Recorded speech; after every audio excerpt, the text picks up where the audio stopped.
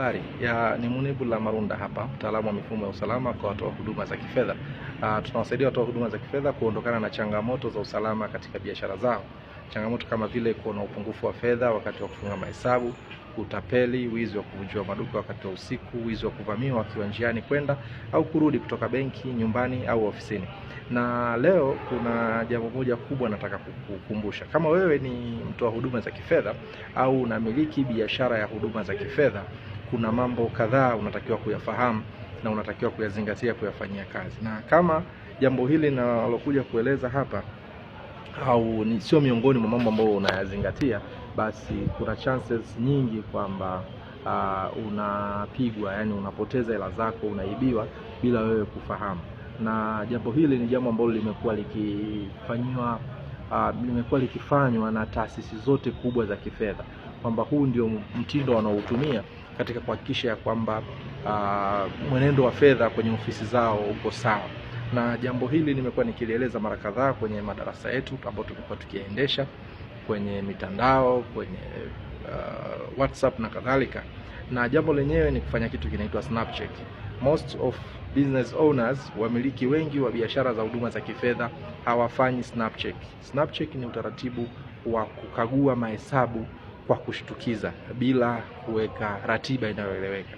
Yani unaibuka tu, watu wamezoea bosi anakuja jioni wakati wa kufunga hesabu, lakini wewe unaibuka saa 7 mchana. Kama ni mwajiriwa unaomba ruhusa kazini, unakuja pale, unastopisha huduma, unaanza kufanya mahesabu kuhakikisha kwamba hesabu zote zime balance. Hesabu zinatakiwa zibalance kwa sababu hela ya wakala huwa haitoki nje ya biashara. Ni hela ambayo inazunguka. Either itakuwa iko physical kwenye mkono au itakuwa imehamia kwenye floats. Kwa hiyo unatakiwa unapofanya hesabu, mtaji wako ukute kama ulivyowakabidhi vijana wako au kama mlivyofanya hesabu mara ya mwisho. Kwa hiyo make sure unafanya snap check, kwa sababu ni katika mambo ambayo yamekuwa yakiwaingiza watu wengi kwenye matatizo, wale ambao hawafanyi.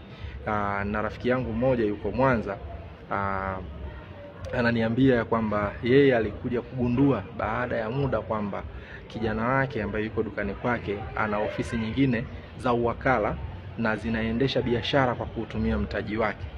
Na mwenyewe anasema alikuwa ni kijana very smart, hajawahi kupata shida naye yoyote ya kimahesabu tangu amemkabidhi biashara, lakini later on akaja kugundua jambo hilo.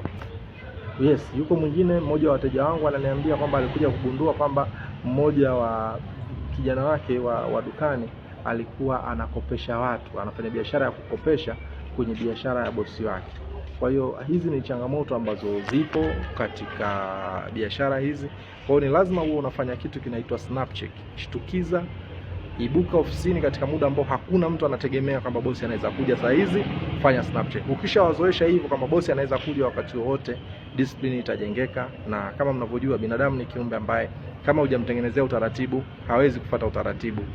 Hawezi kuwa na nidhamu ya kufuata huo utaratibu ambao unahitajika. Kwa hiyo hakikisha unafanya snap check na unakuwa na mfumo mzuri wa kurekodi mahesabu yanapoendelea, ili wakati wa kufanya snap check zoezi lisiwe gumu kwa ajili yako.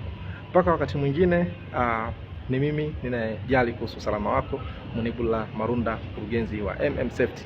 Kuwasiliana nasi, namba zetu za simu 0614407599 au 0776058877. Mpaka wakati mwingine, chao.